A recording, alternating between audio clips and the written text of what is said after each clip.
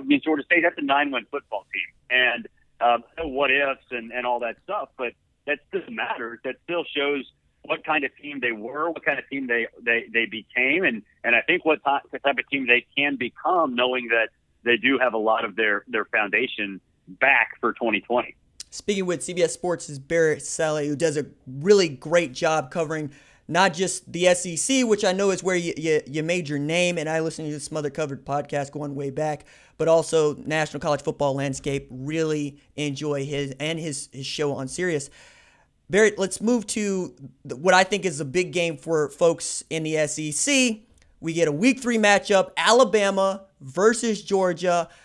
I'm going to go ahead and say Alabama's going to mop the floor with Georgia here because they return a bunch that they know about in this very weird time where nobody has any spring practice.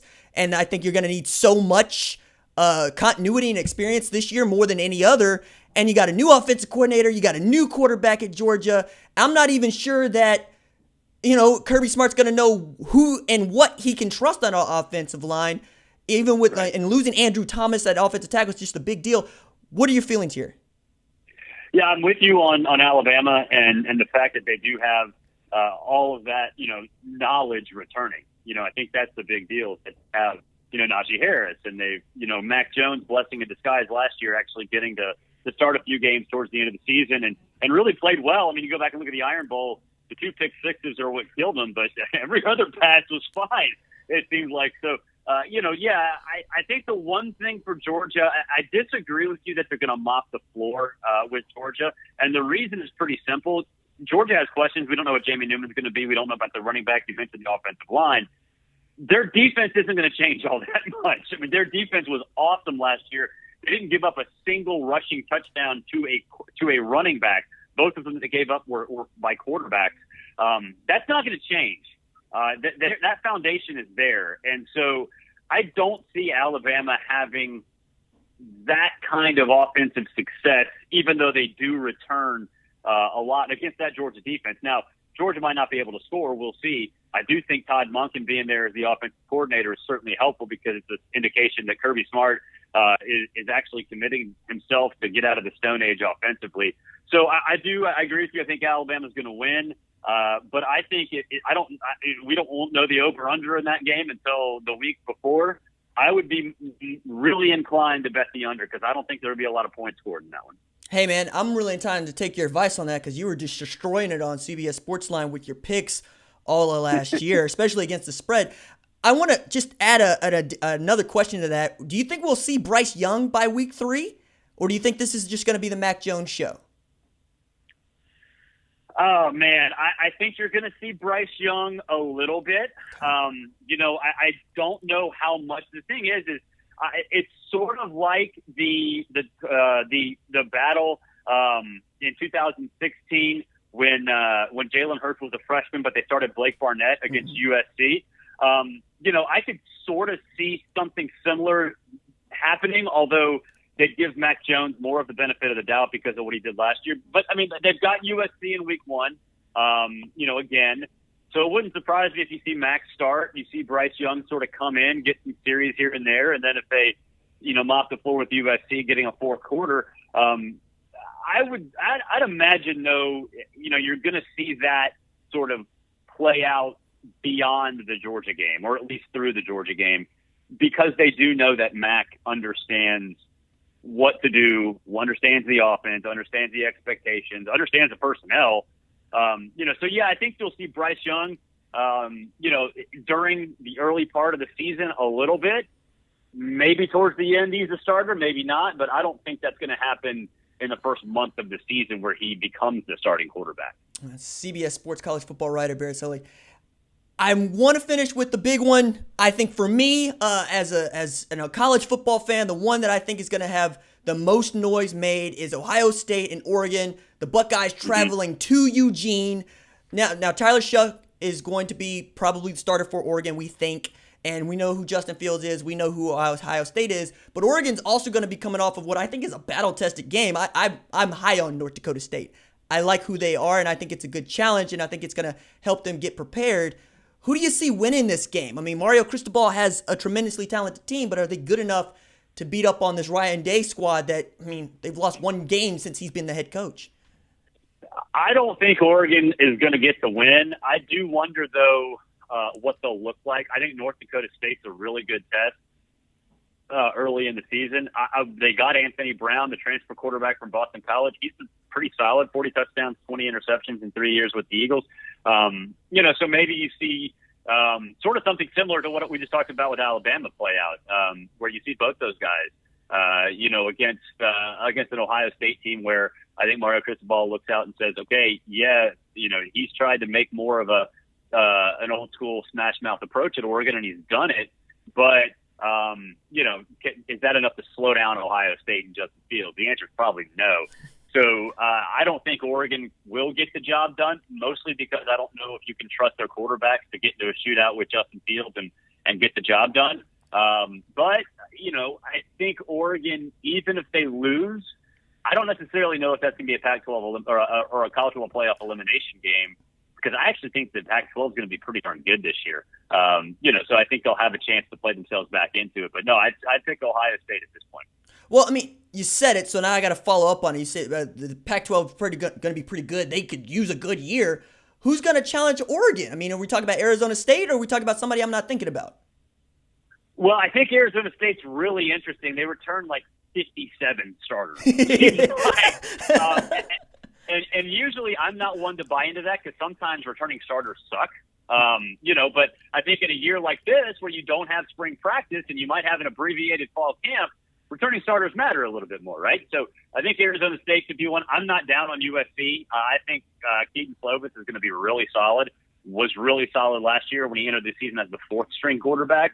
I'm not necessarily down on Washington, even though they have the coaching change. I don't think you're going to see, a big change there. I don't think Jacob Eason was really all that good. I think he was more of a college prospect or an NFL prospect than a weapon at the college level. So, I think those three teams will be there. Utah is Utah. I mean, that's what they're always in the discussion. So I put Utah in that mix as well. I just don't think it's going to be that bad. And I think especially if Oregon can find somebody else in that division, whether it be, Washington State, whoever, to actually be pretty decent, then, run the table if you lose, get to the beat USC in the process, get to the Pac-12 championship game. I think there'll be a South team that's really good in that game and win that. And I think they're most likely would be in at 11-1. Last question for you. Most people have just chalk going Alabama, Clemson in the college football playoff. Who are going to be the other two teams in it this year, you think? I think Ohio State will be in it. I think it'll be Ohio State, Clemson, Alabama, and I don't know, man. It's hard to trust Oklahoma because of the quarterback change. I never trust Texas. Maybe you get two out of the Big Ten. I doubt it. So if I had to guess right now, I'd probably say Oregon. But I would not be at all surprised if Oregon and USC play in the Pac-12 championship game with a playoff spot on the line. That would not necessarily floor me, but that would require USC springing an upset on Alabama or Oregon springing an upset on Ohio State. I don't know if that's going to happen, but it wouldn't surprise me at all if one of those Pac-12 teams came out of there and made the playoff. CBS Sports college football writer Barrett Sallee, thank you so much, dude, for taking the time to talk with us a little bit about this. Hey, I hope you're staying safe. I hope that this quarantine is not driving you stir crazy. And thanks for giving us a little bit of entertainment about this thing we love called college football. My pleasure. And you know what? I had a seizure on March 5th, so there's a 6-month no driving law in the state of Georgia. Oh wow! So I was gonna be stuck here anyway. All you suckers just joined me. Okay. Well, hey man, good health then. Let's wish that upon you. And thanks, I appreciate it. Yeah. Thanks so much. Yeah, my pleasure. That was CBS Sports college football writer Barrett Sallee. Barrett is a tremendous asset to college football. He's outstanding at covering breaking news. He's outstanding at covering the SEC. Give him a follow on the Twitters at Barrett Sallee. And listen to his radio show. I mean, I was privileged enough to be a guest on it at one point or another. And his co-host ask me about Texas A&M when I'm supposed to be there talking about Oklahoma because I cover OU, and it's on the channel. You should go and check it out. It's a really good video. I should probably put it in like the greatest hits because, well, it made me smile and it made a lot of people that like this show smile. So with that, I want to go to this. Now, I did this thing earlier on my radio show, the RJ Young Show on the Sports Animal here locally, where I ended up having this conversation about what I think this recruiting calendar is going to be, but also having this conversation about OU's depth chart and OU Texas, and really going to go ahead and say it, man. Texas has a better backfield than Oklahoma right now. Does. It has more experience in the backfield than Oklahoma right now. Does. So that should scare you if you're an OU fan, because you got a first-year starter at quarterback. Let's all assume that it's Spencer Rattler. If you want to assume it's Tanner Mordecai, that's fine. But behind him is Kennedy Brooks. Now, Kennedy Brooks might be one of the most underappreciated Sooners in history when it's all said and done, because it has an opportunity to get 1,000-yard rushing for a third season. And only 3 other running backs in the history of the school have done that. Samaje Perine, Adrian Peterson, and Damon Parker, another wildly underappreciated Sooner. But behind Kennedy Brooks, Ramondre Stevenson, 5-game suspension.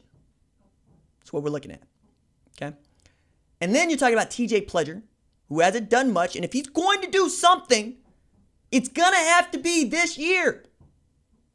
It's going to have to be right now. Because it's there for you. There's no Trey Sermon to compete with you right now. Stevenson is going to be on the sideline. Okay? You need TJ Pledger to step up. If not him, then Seth McGowan. If not him, then Marcus Major. And Marcus Major's coming off a shoulder injury. We still don't know what he is. The guy that blocked for Adrian Peterson thinks that he's the closest thing to Adrian Peterson he's seen. But until we get to see that on the football field, what are we talking about? You know? I really think that that's a big part of it. I also think that if you're looking at what Texas has, you see Keontae Ingram, whom I'm not a big fan of, but he's the starter. I think that Roschon Johnson would be the starter in any other year if he'd come before Keontae Ingram, but he didn't. I also think Kevontae Dixon is going to be great, but he's not going to be running back. He's probably going to play some slot. But you also get the privilege of moving Jordan Whittington from running back to slot. Big deal. It's how good you feel you are at running back with not just Roschon backing up Keontae. And remember, Roschon was a top 12 quarterback in the 2019 class and then became an emergency running back and ascended up the depth chart. It was really great.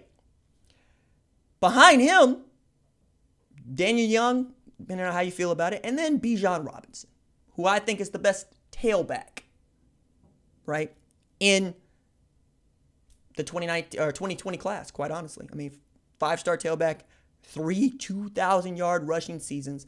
And he's really the reason as to why I think you get so much more depth in the backfield. And Sam Ehlinger has the most touchdowns responsible for of any quarterback in college football, the FBS level, today. No matter what you think about his production, no matter what you think about him as a play caller, or not a play caller, as a passer, playmaker, it's just what it is. Now, is he Tim Tebow? Yeah, but he's Tim Tebow with a little more zest, a little more flavor.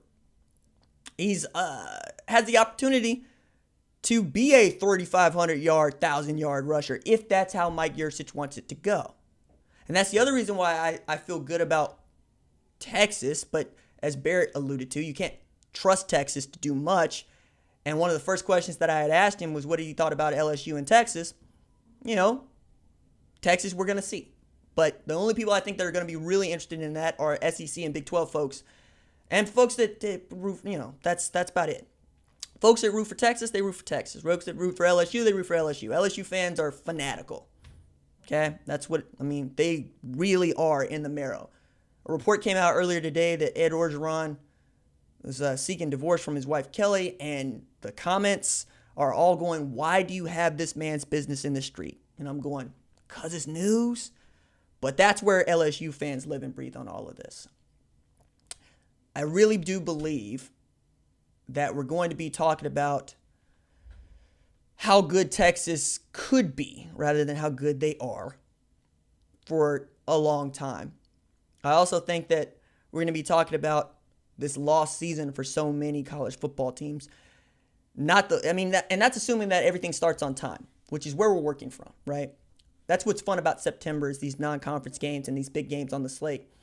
Some of them have larger, not repercussions, but they have, larger implications, okay?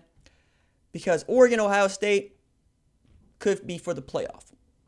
Alabama, Georgia could be for the playoff, probably won't be for the playoff because they both got to come out of the SEC East and or West, and those teams are loaded enough to where you could lose that game and it'd be okay. You look at Oklahoma, Tennessee, people are having a hard time trusting Oklahoma to get into the playoff or to do something once they get into the playoff, and there's a lot of folks that don't want to see OU in the playoff, and at this point, it's a stop us from getting there type of mentality if you're an OU fan because it's been our spot. I'm not prepared to say that OU is going to make the playoff. I'm also not prepared to say they're not. The win totals come out. They're 10.5 according to DraftKings. You know, saying so over 10.5 wins, under 10.5 wins. They've been 12-2 the last 3 years. But with a first-year quarterback, I'm with Barrett on that. If you go 12-2, you count your blessings and you say thank you. 2021 is the year. That's the one in which you want to watch everybody come together and see what this thing can actually be. Couple things that I did want to get to, which were some of them. See what's in the chat. Shallow.